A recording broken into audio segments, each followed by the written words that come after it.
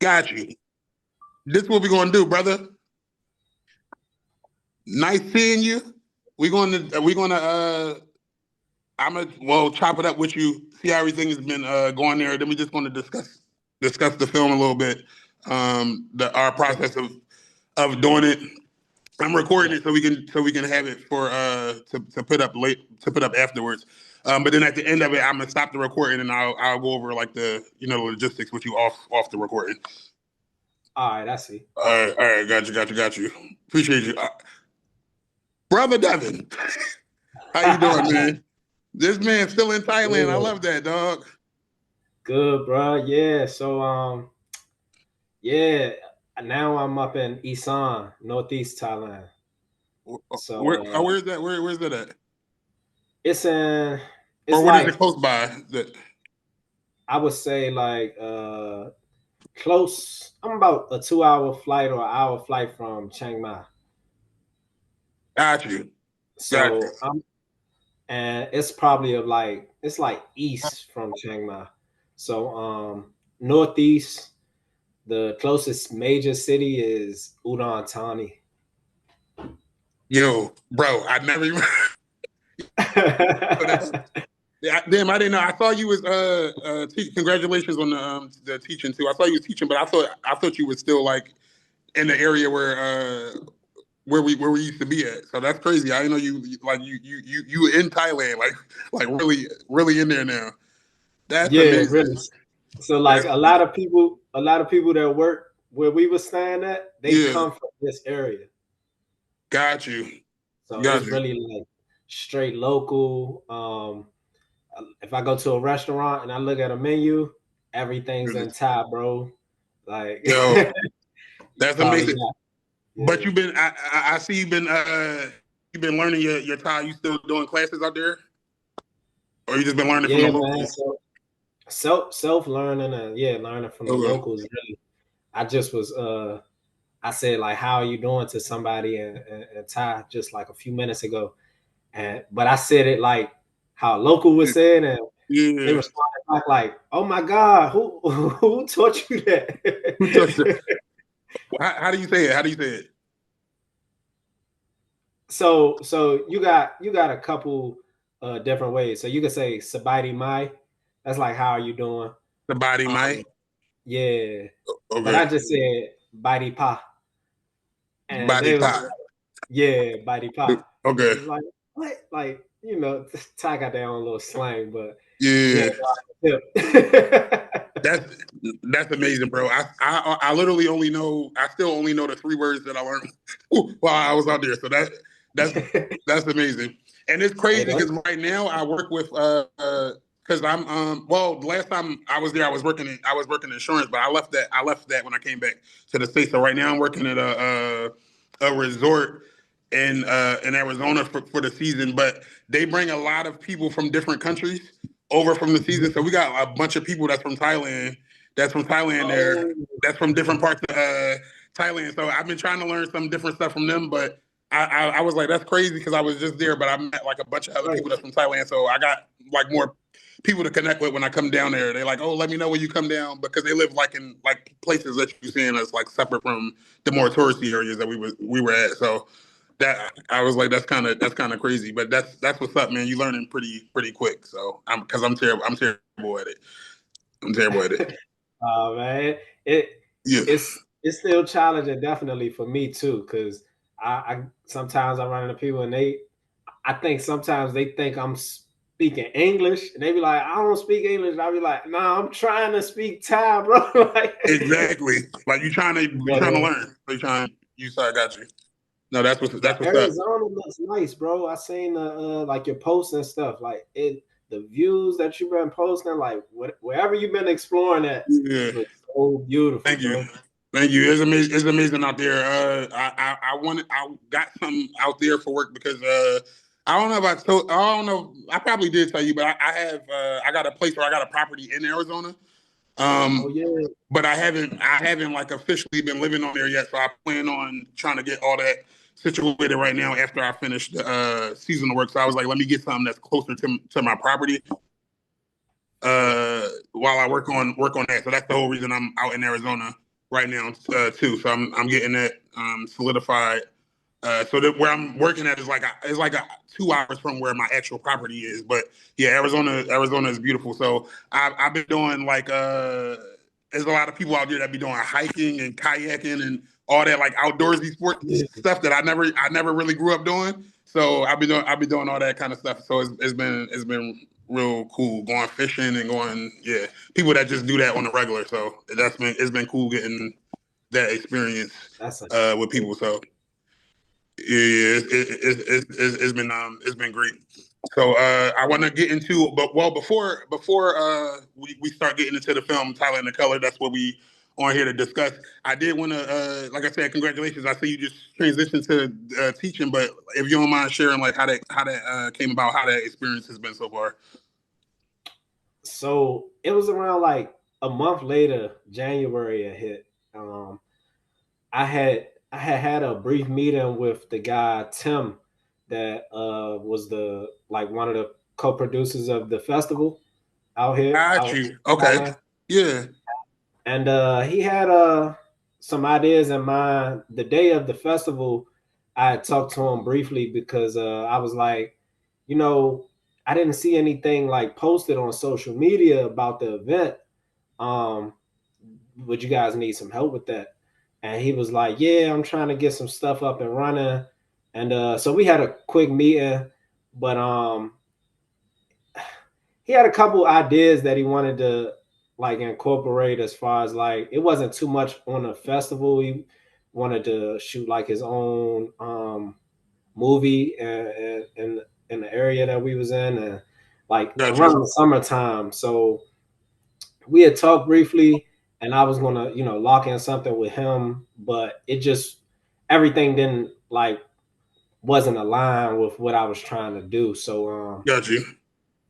Throughout January, bro, I was just really just trying to figure out which route I wanted to take. I was still taking music video inquiries back at home in DC, but things were still kind of slowed up. Fortunately, I'm in Thailand, so it's exactly. And that allowed me the time to just sit down and think. So I also wanted to I had no issues doing like my border runs and like extending my visa, but I didn't want to go through that hassle anymore. So I was just looking for different avenues, whether that be education visa or ETV or whatever. So I had seen like a couple videos about teaching actually, and I was like, I was already going to do some online video editing classes, but I'm like, if I'm trying to learn a language here, and I'm pretty sure people trying to learn English, especially, on social media and stuff, why not? So I had applied to a program that I had found it was on Facebook or something like that. And they had like an opportunity in Pattaya.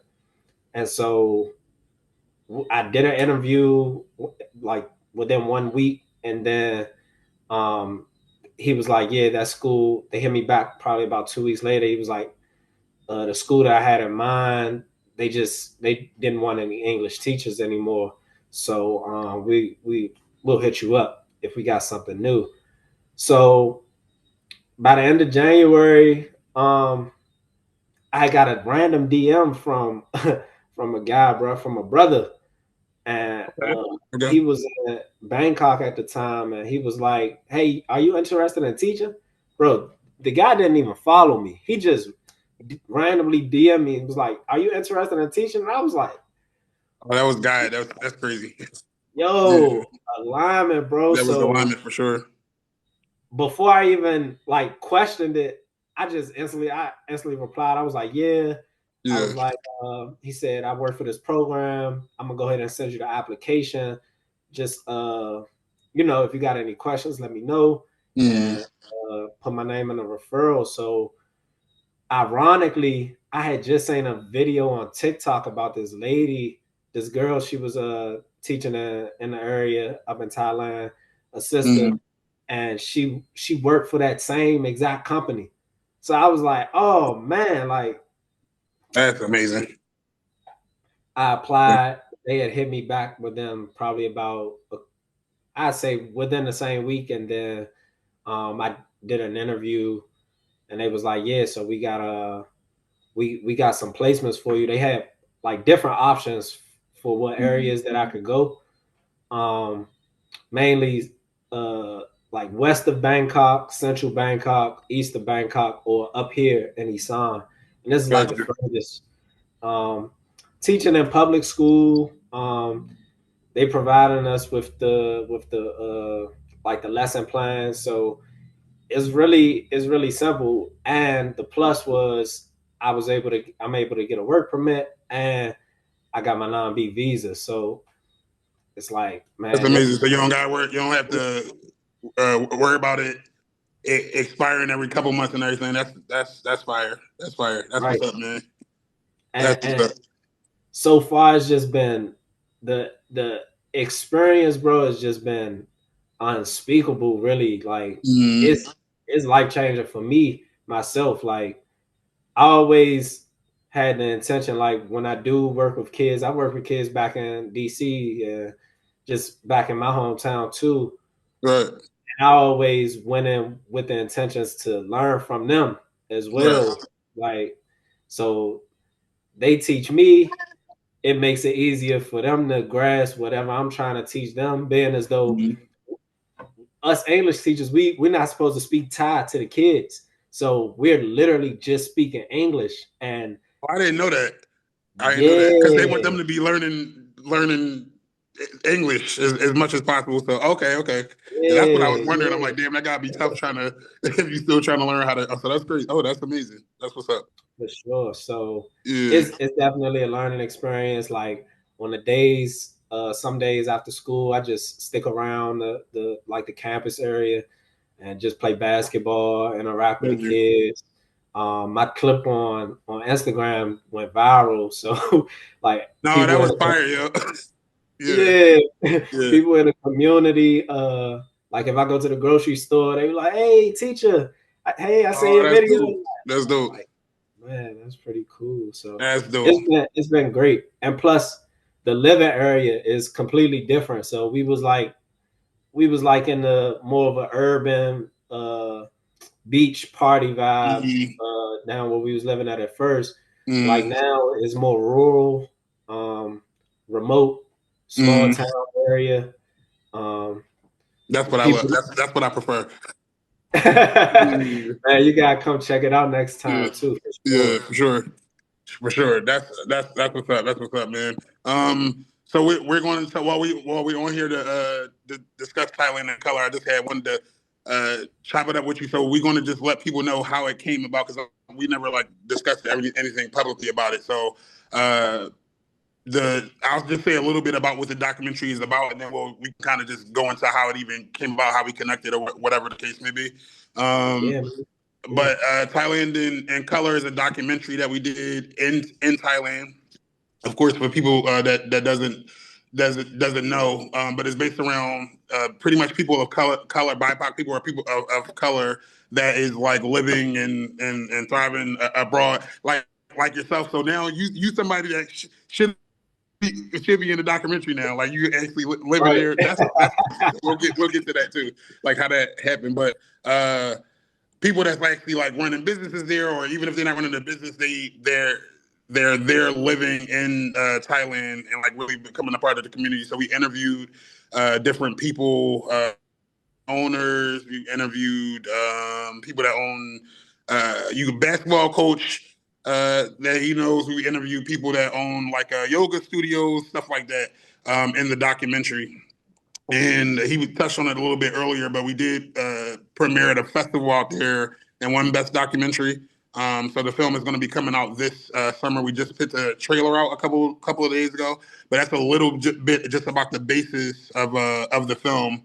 And I guess I'll say, all right, I'll just say how it came about and then how I connected with you. But when I was staying out there in Thailand, I originally was only supposed to be in Thailand for like a month.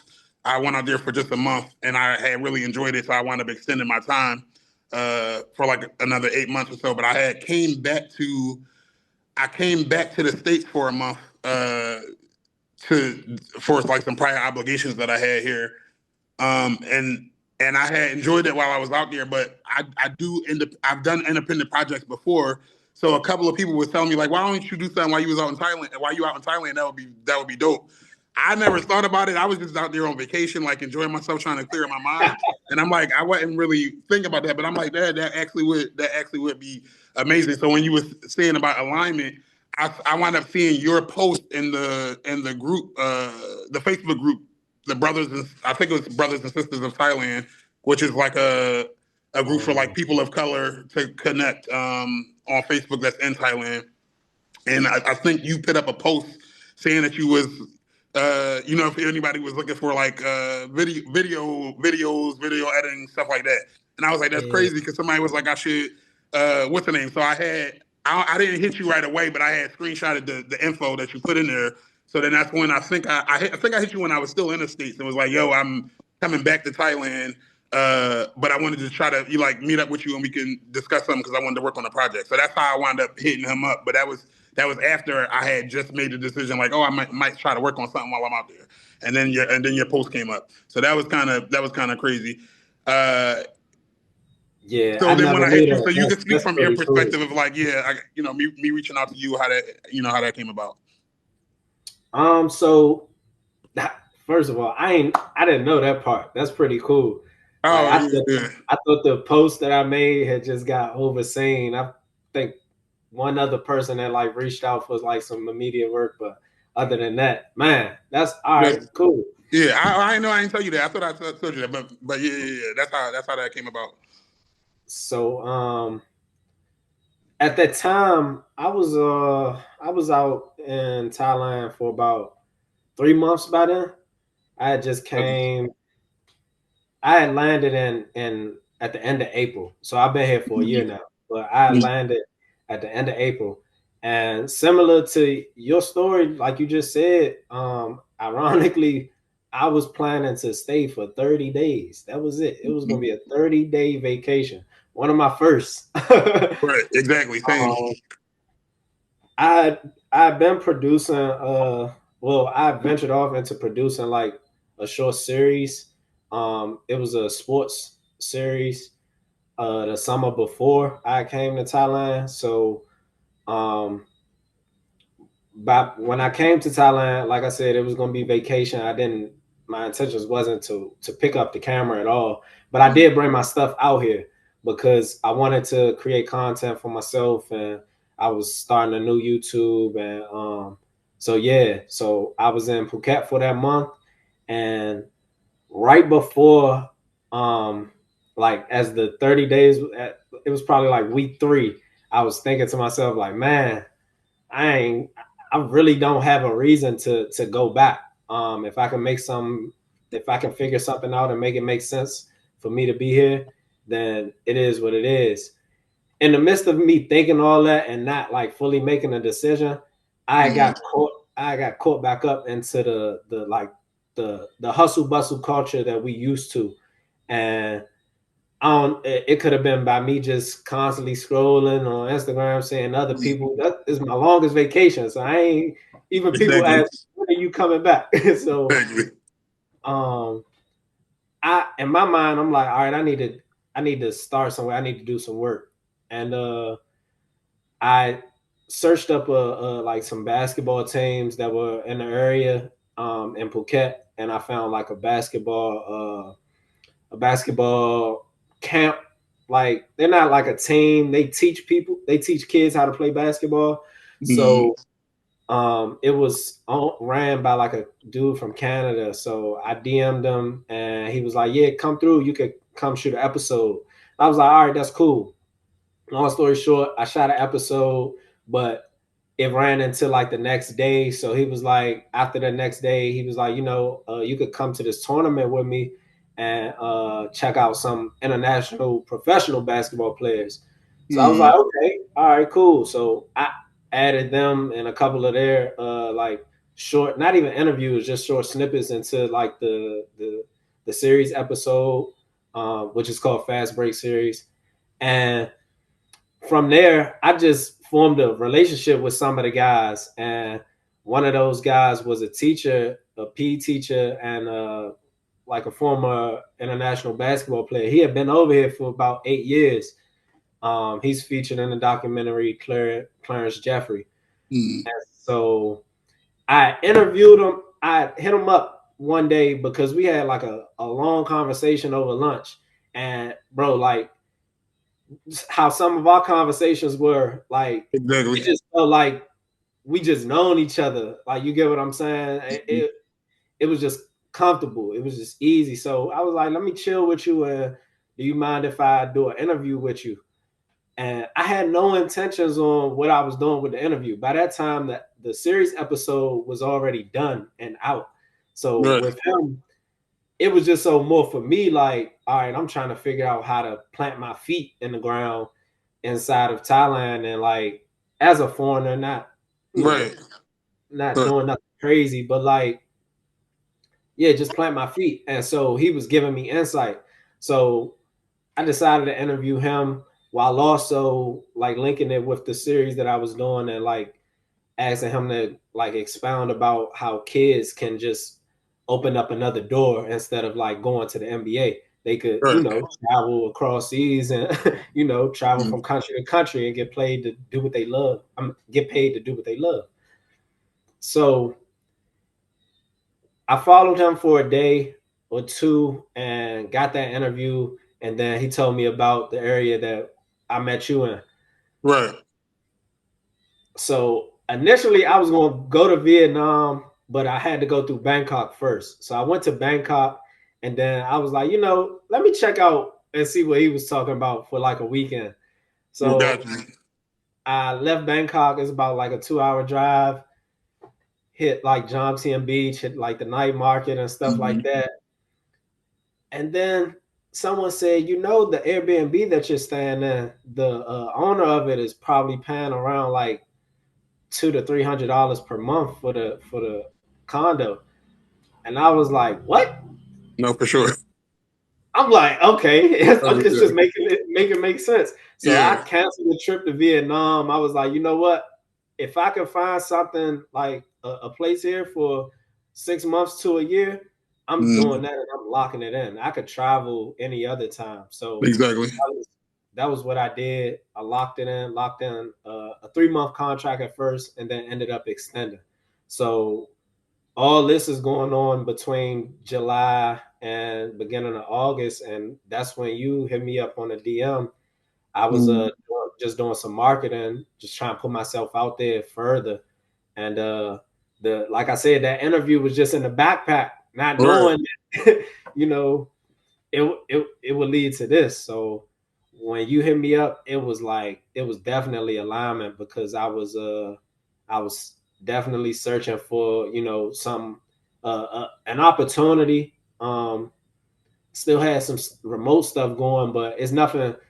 It's nothing feeling like it's no feeling like actual boots on the ground. You know, like remote work to me get a little boring sometimes, because I don't like getting on the phones a lot. So I like working in person. So that was pretty cool. You said you would be back within like a month, and to be honest, I ain't think nothing of it. I'm just like, I see him. But when you hit back and we linked up, I'm like, man, this dude is solid. Like, I think we instantly connected once you told me like your main idea of what you was trying to produce. And I'm like, oh man, I got something in the back pocket that we could like kick off with. So that was pretty cool. Exactly. And that's how I kick it off. And also, I just want to tell people, because I guess it's been like a lot of different moments, like we using the word alignment earlier, but even that scenario. So then we did have the meeting and everything. So then as we had the meeting, or I don't know if it was after or whatever, but then we found out we was actually living on the same block at the same condo, just a different building, but the same condo on the same block. We didn't know this beforehand. So if you can imagine, it's like a whole city, and we meet up for the meeting. It's like, oh shit, I live on that same block. I live in that same condo. So it was just like a lot of crazy things of alignment during this process. I wanted to point that out. And What else was I about to say? Oh, yeah, so we connected on that, and then right away, I just started putting some plans in motion of reaching out to different people. I didn't really know a whole lot of people there, so I mostly was reaching out to people in different groups that I was in on Facebook and seeing if they were interested in doing an interview. So some people, hit me back, and we was able to get started on filming. I can't remember what our first interview was, but pretty much everything just came together really, really good. Like everything was smooth. Everybody that was a part of it, and then there was still other interviews we had that didn't wind up being able to get done. But it was so many people that was just down like for helping and being a part of the process. So that was really cool. I'm trying to think of. I'm trying to give a little bit of insight on one of the things that we might have filmed that was like a dope experience. Maybe all right. You got any funny stories that you could that you could think of about filming, or something that happened while we were filming that we didn't wind up getting, that's not maybe in a documentary or something, or something that stood out to you? Almost forgetting some equipment in Bangkok, and we were already on our way back. Forgot about that. All right, exactly. That's why I'm like, all right, I need that for the story. So yeah, we were. Dang, I forgot about that. We was interviewing Mark. We was interviewing Mark Holland, and was in the documentary. So we was in Bangkok. We did the interview with him, and we did an interview at a hotel there. We left because we had, I don't know, did we have a flight to catch, or that was after we came back from Chiang Mai? So I believe that was after, but we were headed like back. We were headed back to like 𝐷𝐽, but we had two options. We were going to catch the bus, or we were going to get in the boat. Got you. Because I remember us being at the airport or something crazy and having to go back. We went to the mall because the internet at the hotel, we had already checked out, and the internet at the hotel was still kind of acting up. So we went to the mall for a little bit to I think we were getting on the internet, walked around a little bit, and then from there we got on a train and headed to the airport. Gotcha. So just being at the airport, I think I don't know if we had already gotten the tickets or not, but something just like reminded me. I'm like, man, did I leave something? So I checked my book bag. It was not there, bro. My heart dropped. And the whole camera. My heart dropped, bro. But man, that's one thing about Thailand, bro. Like, I was gonna say that, yeah. Oh my goodness, man! Like complete culture shock. We got the boat by then. We was like, you know what? We just gonna get in a boat instead of taking a bus, obviously. Mm-hmm. And the boat is like Uber in Thailand.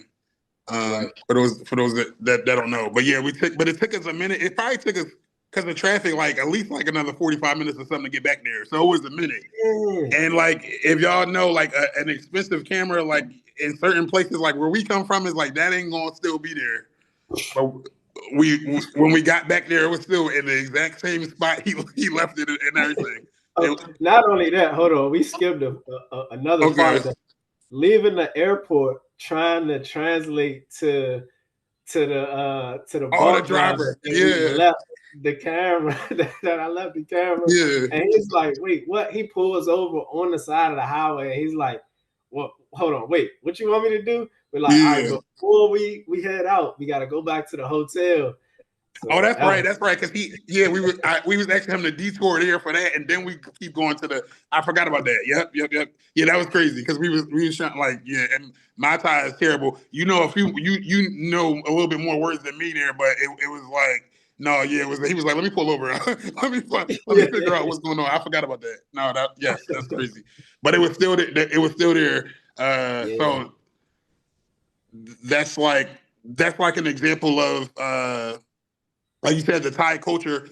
but just also like the vibe is just real chill there. But people do no harm for the most part. You know what I mean? It's like a do no harm thing. Like ain't nobody gonna bother you or bother your stuff. And we didn't have that in the whole experience. But that's pretty much just the Thai culture overall. So that everybody just minds their business, bro. Exactly. It has nothing to do with them, or you're not physically harming them or somebody that they with. Everybody just locked in, like minding their business.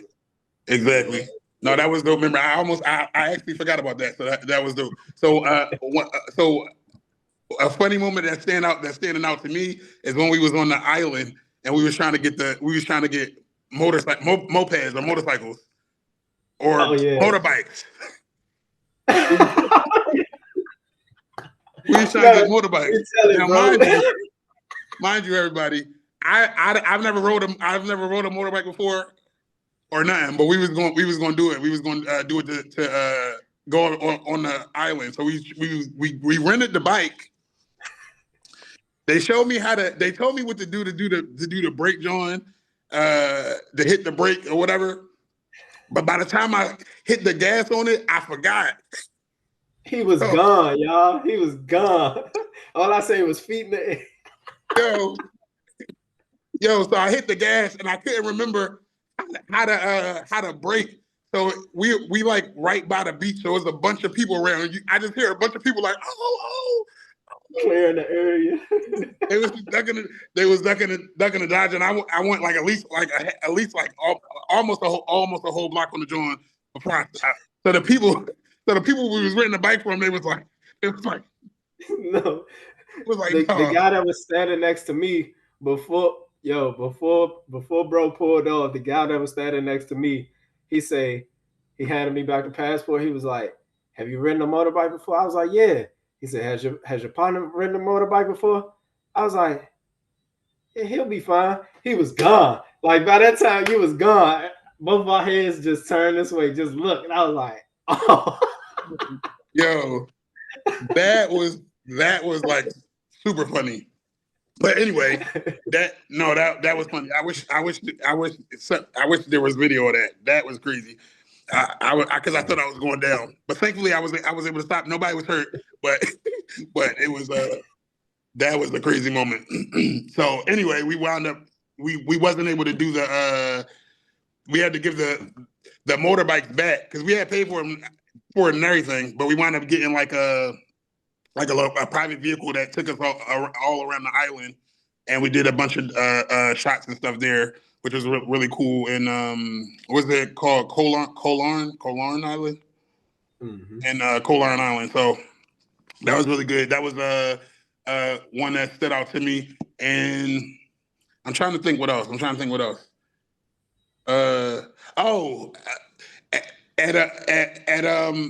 Another one was I fell. I fell when we was doing when we was at 𝐓𝐡𝐢𝐬 Yoga Studio. Shout out to 𝐓𝐡𝐢𝐬. And we went to we flew to Chiang Mai and interviewed the owner of a yoga studio called 𝐓𝐡𝐢𝐬. And at the end of which was a really dope experience too, that they have there. But at the end we was taking pictures, but it was what they had just had.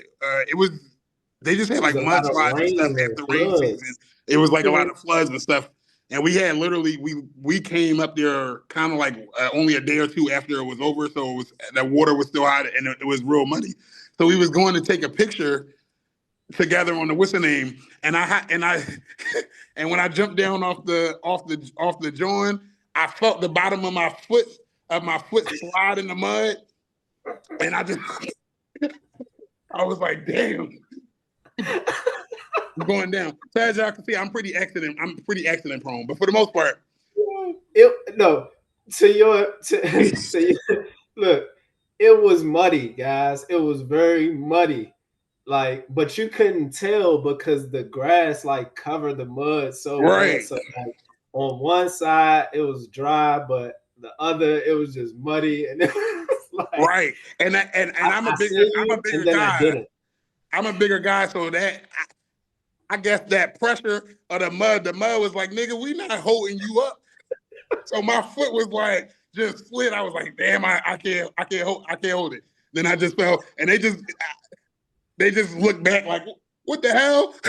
So you were there, but you was there, and then you was gone. And then I was gone. I was on the ground. It was super funny. Also, we don't got that moment. We just got it in our memory. But that was hilarious too. I would love to see it. That was funny. But yeah, that was some cool. So we had some like fun cool moments while we were filming the project. I don't know if there's anything else. Some of the things that stood out to me outside of that, it just was really cool. Just talking with everybody, learning really to me everybody's journey of how they got to Thailand. And some people came with the intention of coming to stay, but most people came just like we were saying, like they just came to visit and fell in love with it and was like they made plans to come back and whatever the case may be. So it was just really cool hearing everybody's stories on how that process took place. So you know what I mean. It was also beautiful to experience. Now we didn't necessarily get a interview during this experience, but it's a lot of B-roll packed into the film from our adventure with Adventures While Black. Exactly. And that's a group that's in Bangkok, and it's just they go out and do activities. I think they got a brunch once every month. What else? They do like Top Golf, but we went out to see the real Bangkok, and that was probably something I probably wouldn't have found on my own. Exactly. So like, and also before I came to Thailand, you probably say the same. I didn't know that like the groups were like as prevalent as they were. I didn't either. Yeah. And we have a like our culture is represented here for sure. So sure. To anybody that may feel discouraged about, you know, going to another country, just check around. It might be a Facebook group. There might be groups that actually link up in person, you know, with people that look like you. And, you know, you can ask some questions and also just vent. You know, sometimes you just need a person to vent to without the language barrier. So that was pretty cool, experiencing the real Bangkok, having conversations with different people, like you said, without the cameras being on. Exactly, just being present. Yeah. For sure, and thank you for mentioning them because I just want to shout them out again to Adventures While Black. So people, y'all can look them up. That's their handle on all social media. And if you planning on going to Thailand, which I do suggest, like he said, they do events literally every month, and it's multiple events in the month. So we went to a couple of their events. That first one was the boat. Was like they did like a boat trip along the river and one of the rivers in Bangkok. Also, a few of the people that we interviewed for the documentary I met through their event, through Adventures While Black. And then we went to a separate event of theirs that like he was saying, we didn't film or whatever, but we went to like a Muay Thai fight out there. Oh, that was amazing. That they put together. That was amazing. That was my first time seeing a Muay Thai match. So they do like a bunch of dope stuff and like bring people together and you can network and just like you said, have some kind of community. So shout out to Adventures While Black. And I'm trying to think what else. I think for the most part, that's some of the standout moments. Of course, everybody when the film is available, which should be in August of this summer, y'all be able to check it out. But that's just some of the things that is not going to be on the film. But just so you know, some of the background. Was there anything else before we kind of wrap up this portion of it that you wanted to point out about the experience, the process? I do just also want to point out this is our first. This is my first time ever working on a documentary or producing a documentary. And I know this was your first time doing like a long form actual film like this as well. So if you want to just touch on that experience of that. Man, in 2018, I recall this vividly. Well, it was around like 2019. I was living in Florida at the time, and right before I went to sleep, I just prayed, and I was like, also just at the time I was, just getting heavy into like affirmations and stuff. So, I was like, I desire to shoot a feature length. I didn't make it specific. It was just broad as that. I just desired to shoot a feature length, and the work that I was doing was emergency management. Like it had nothing to do with film, but film has been a passion of mine since 2013, 2014, since I started shooting music videos. So by that time, I wanted to get serious and lock in on something. Fast forward all these years, I meet you, which is a blessing. And I had the opportunity to do that. Being as though like how it came about, none of this felt like what I expected or what I would have expected back then. It was a breeze. Like I said, from the experiences that we had and just being present in those moments, it didn't even feel, it felt easier shooting that than some music videos that I've shot. And music videos are 3 minutes long. You feel what I'm saying? So that was amazing to me, bro. Like it was really cool just to explore different areas from where I was actually staying. And yeah, just meet new people. Just have, conversations. You made it easier on my behalf by being organized like you were. Shout out to my producer, man. I appreciate you, brother. Thank you, thank you, thank you. You made it definitely easier, and yeah, teamwork just makes the dream work. This is my first documentary as well, and also it was my first time experiencing a film festival. So I went to a film festival in the past as just like just going out of support for a friend that produced a film in my city. Shout out to 𝐋𝐞𝐚𝐫𝐧, who shot a 33 documentary based on a basketball game that we play in the city. When I went to that was just inspiring, bro, because seeing somebody from my area, he grew up like literally 10 minutes away from me, seeing him produce a film, actually seeing it on a big screen with him, and then him, being asked questions about it, that was very dope to just see that process from start to finish. So it was something that I always wanted to do. Got that opportunity, like you said, it was alignment. As soon as, first of all, let's just talk about the editing process. I didn't know because Richard was going back home within like probably about 2 or 3 weeks after we finished shooting. He wanted to have the movie done by the time he left. Right. And I was like, to be honest, I'm like, what the 2 weeks? I got 2 weeks to do this. And we were planning to we wanted to make it feature length. So this is a 45-minute to an hour long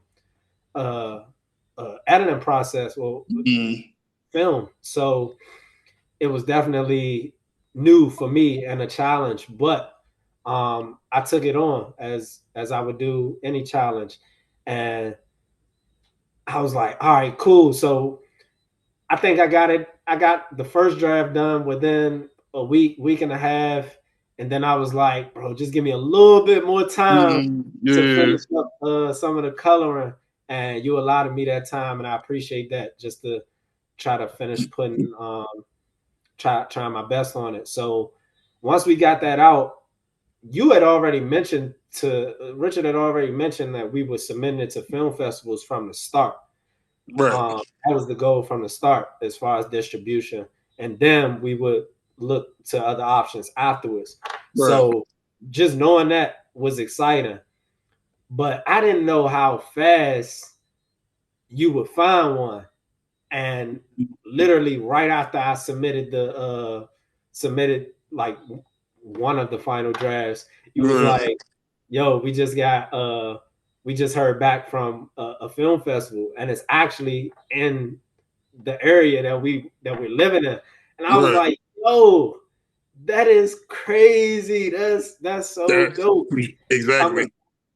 Come to find out, the location that they were having it at first, they ended up switching locations, but the location that it was going to be at first was literally a 5-minute walk, if 5 minutes. It was a 3-minute walk, just right on the main road of where the condo was.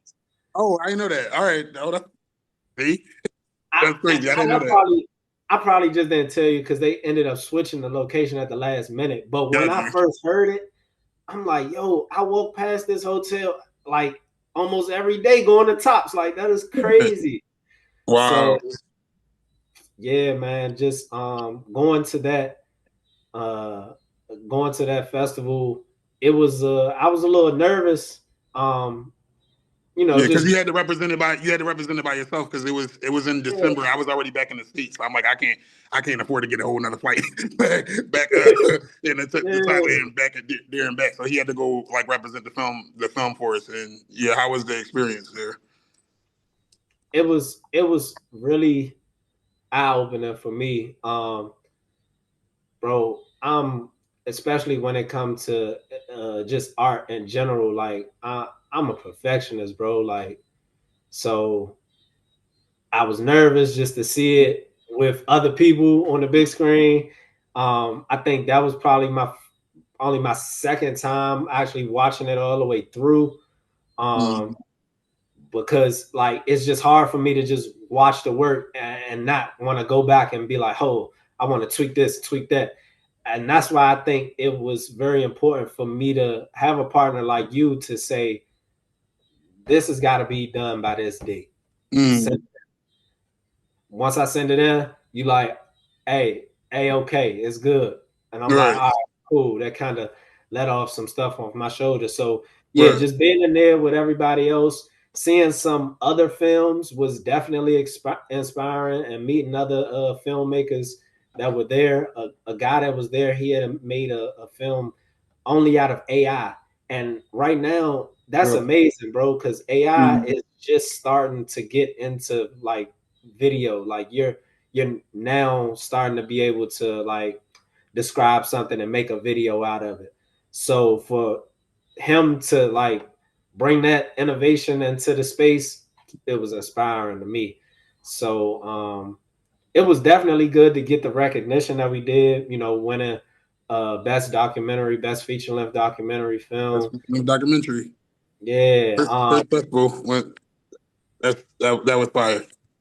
While they were playing the movie, it was a brother sitting on like the left side of me, and I could just hear him clapping as soon as it started, bro. Like, and I was like, oh, that's pretty cool. That's dope.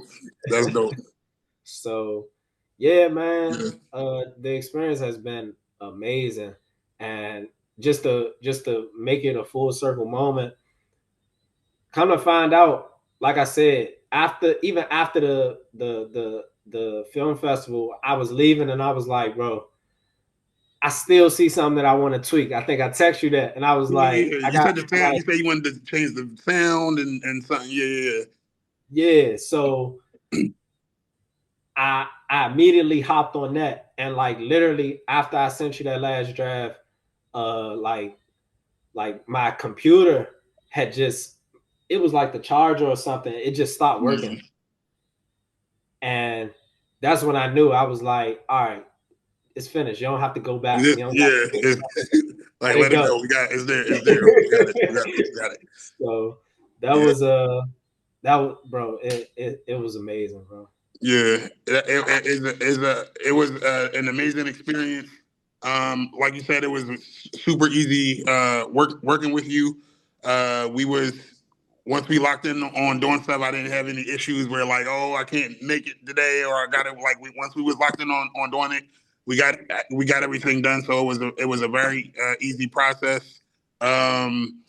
he did the great one, and as he stated, he directed it as well as did the editing and post production. And for those that don't know, like normally on films, there's like the reason you see a whole bunch of credits is literally like a different person for every single particular job. So this whole project we just put together with just us two, and all of the people of course Thailand, and all the people that allowed us to interview them and show us the space. That was the the main ingredient. But we didn't have like a crew of like 25 people or nothing like that. It was literally just the two of us. So when you see the project, is like we really put in like the work and stuff, and he did all the editing and everything. So that's a lot of work. So you did an amazing job, because it looks great. It looks great. So this is really what independent films is about. Just not feeling like you have to rely on somebody to fully fund your project, or say, hey, this is the team, or just give you a handout, bro. Like, we really put our feet on the ground, put boots on the ground, and just got to work once we locked in on a main idea. So exactly. So I think I'm pretty much feel like we kind of went over. I don't think I'm missing anything on that. Like I said, just keep a lookout. Follow Thailand in Color on all social handles, on Instagram, the YouTube. There will be more content starting to come, because it's going to be coming out this summer. So I'll be starting to drop that stuff soon. So follow Thailand in Color. The trailer is out right now. And again, keep a lookout for it. It's going to be out in August on Tubi. And on August on Tubi. I don't have a specific date yet, so we'll just follow the socials, because then that'll come once that's solidified. But it will be out by August. And again, thank you to everybody that was a part of the project. I think we good. Any final words before we wrap up the recording on this from you, or we good? I'm excited for this premiere. I'm excited for other people to see what we have produced. Like you said, after people found out that I was helping produce a project, it just made them more eager to want to know more information about Thailand and just follow along. So I can't wait for people to see it. And also, it's not like, what I love about this experience is not the end of it, Exactly. Like exactly. Which we're going to discuss. I'm going to discuss that with you as soon as I start recording. But exactly, it's not the end of it. It's going to be like a ongoing thing. So this is just like the foundation, the start of the brand and the culture around Thailand in Color. So definitely follow us on the journey, and it's going to be more to come for sure. For sure. So thank y'all for y'all time. Check us out. Tell a friend. All right, I'm about to let me see how. I'm not that technically savvy. Let me stop the recording, and then let me see. Okay, stop recording.